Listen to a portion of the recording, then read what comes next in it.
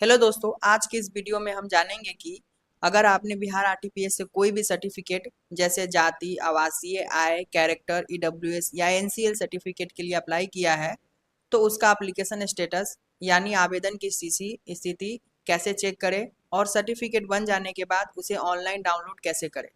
इस वीडियो में मैं आपको स्टेप बाय स्टेप पूरा प्रोसेस करके दिखाऊंगा ताकि आप खुद से अपना एप्लीकेशन स्टेटस चेक कर सके और सर्टिफिकेट तैयार होने के बाद उसे डाउनलोड भी कर सके। तो अगर आपने बिहार आरटीपीएस से कोई भी सर्टिफिकेट अप्लाई किया है तो इस वीडियो को जरूर देखें और मेरे यूट्यूब चैनल को सब्सक्राइब कीजिए अगर आप नए हैं तो, ताकि आपका हर एक महत्वपूर्ण अपडेट आपके पास पहुंच सके। तो चलिए स्टार्ट करते हैं। सबसे पहले बिहार आरटीपीएस के ऑफिशियल पेज पे जाने के लिए हम क्रोम ब्राउजर ओपन कर लेते हैं। उसके बाद हम यहाँ पे टाइप करते हैं आरटीपीएस और इंटर दबाते हैं। उसके बाद यहाँ पर जो आपको दिख रहा है आरटीपीएस 3 होगा या 4 होगा, यहाँ पर आपको क्लिक करना है। क्लिक करने के बाद आप बिहार आरटीपीएस के ऑफिशियल पेज पर पहुंच जाएंगे। वहीं से आप अप्लाई भी करते हैं और वहीं से आप डाउनलोड भी करते हैं, तो सारा प्रोसेस आपको वहीं पे मिलेगा। तो ये जो आपको दिख रहा है यही आपको बिहार आरटीपीएस का ऑफिशियली पेज है। अब यहाँ पर हम देखेंगे कि आवेदन की स्थिति या सर्टिफिकेट डाउनलोड कैसे करें। कोई भी आप सर्टिफिकेट अप्लाई किया है तो आप यहाँ से आवेदन की स्थिति और डाउनलोड एक ही पोर्टल पे आप जाके चेक कर सकते हैं। सबसे पहले आप यहाँ पे देखिएगा, आपको यहाँ पे दिखेगा आपको आवेदन की स्थिति देखे या सर्टिफिकेट डाउनलोड करें। तो सबसे पहले हम आवेदन की स्थिति देखते हैं कि कैसे उसको स्टेटस चेक किया जाता है कि आपने जो आवेदन किया है उसका आपका क्या रिजेक्शन हुआ या रिजेक्शन नहीं हुआ, तो कहाँ तक आपका अप्रूवल पहुंचा है उसको हम सबसे पहले देखते हैं। तो यहाँ पर हम क्लिक करेंगे आवेदन की स्थिति देखने के लिए। क्लिक करने के बाद आपका ये वाला एरिया खुल जाएगा। उसके बाद आपको क्या करना है कि आपने जो अप्लाई किया है चाहे वो इनकम हो या कास्ट हो, आपको वो रिसीविंग नंबर एक रिफ्रेश नंबर मिलता है जो अगर बी से स्टार्ट होता है, अगर आवासीय है तो BRC ऐसे करके स्टार्ट होगा, वो आपको देख लेना है। और यहाँ पर आप जो देख रहे हैं थ्रो एप्लीकेशन रिफ्रेश नंबर, इस पे आपको टिक कर लेना है।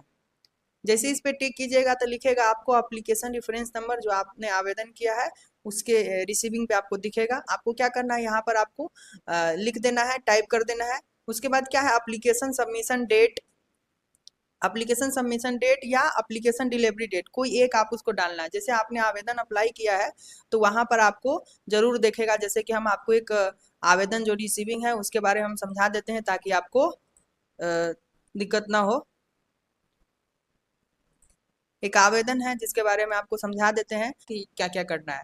तो आप जो देख रहे हैं आवेदन संख्या, यही वहाँ रिसीविंग वाला पे डालना है। और जो आवेदन की जो तिथि था जो आपको डालना है वो आपको जो दिख रहा है यही डेट है, जो डेट आपको क्या करना है वहाँ पे डालना है। ठीक है, तो यहाँ पर आप देख लिए।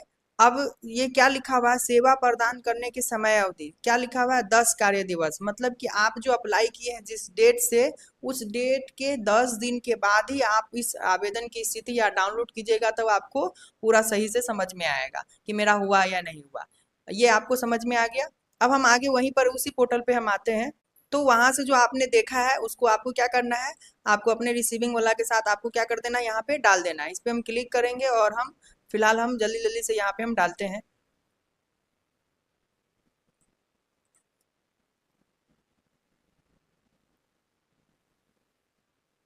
उसके बाद हम यहाँ क्या करेंगे, नीचे हमको सबमिट दिया हुआ है, नीचे हम सबमिट पे क्लिक करेंगे।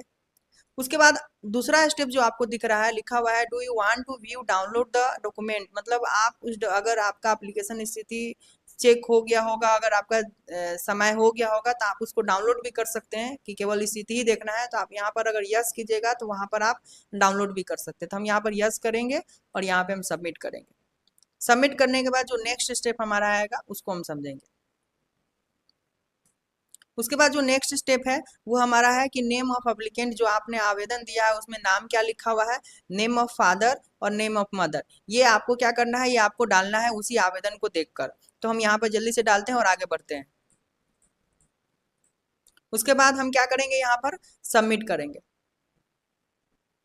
सबमिट करने के बाद अब आपको यहाँ पर दिख जाएगा कि आपने जो स्टेटस है वो स्टेटस को आपको कहाँ पर कैसे है वो सारा कुछ आपको स्थिति दिख जाएगा। सबसे पहले आप देखिएगा यहाँ पर अंडर प्रोसेस जो लिखा हुआ है, यहाँ पर अभी आपका नहीं कुछ है। अगर आपका आवासीय बन गया रहता या जाति बन गया रहता या कुछ बन गया रहता तो आपको यहाँ पर अंडर प्रोसेस नहीं दिखता, यहाँ पर आपको डाउनलोड करने का ऑप्शन दिख जाता। अगर आप रिसीविंग को फिर से देखना चाहते हैं तो आप यहाँ पर क्लिक कर सकते हैं एक्नॉलेजमेंट पर। यहाँ पर आप क्लिक कीजिएगा तो आपका आवेदन का ये एप्लीकेशन फॉर्म फिर से दिख जाएगा। तो यही प्रोसेस है आपको आवेदन स्थिति को देखने के लिए। अब हम चलते हैं कि डाउनलोड कैसे करें। डाउनलोड करने के लिए फिर उसी पोर्टल पे हम आएंगे। सर्टिफिकेट डाउनलोड कैसे करें, अगर आपका बन गया है तो यहाँ पर आपको जो दिख रहा है सर्टिफिकेट डाउनलोड करें, हम इस पर क्लिक करेंगे। इस पर क्लिक करने के बाद यहाँ पर दिया है कोई भी सर्टिफिकेट आपको डाउनलोड करने के लिए, आप यहाँ पे जो दिया हुआ है डाउनलोड सर्टिफिकेट, यहाँ पर आएंगे। उसके बाद एप्लीकेशन रेफरेंस नंबर, वही जो आपने आपको बताया आवेदन की संख्या, वो आपको डालना है यहाँ पे रेफरेंस नंबर। उसके बाद application name in English, English में आपको लिखना है, हिंदी में नहीं इंग्लिश में लिखना है, और कैप्चा डालना है। कैप्चा जैसे ही डालने के बाद आप जैसे ही डाउनलोड कीजिएगा, अगर आपका आवेदन बन गया होगा तो जैसे ही डाउनलोड कीजिएगा तो आपको डाउनलोड हो जाएगा। अगर आपका नहीं बना है, किसी कारण रिजेक्शन है, तो आप यहाँ पर लिख देगा एप्लीकेशन रिजेक्टेड, फिर आवेदन की स्थिति में जाके आप देख सकते हैं कि क्यों रिजेक्ट है। तो ठीक है, यही आपका था दोनों चीज़, आवेदन का स्थिति कैसे देखें और डाउनलोड कैसे सर्टिफिकेट करें। तो बने रहिए मेरे यूट्यूब चैनल पर, आगे और भी नेक्स्ट वीडियो बहुत महत्वपूर्ण आने वाला है। सो थैंक यू, धन्यवाद।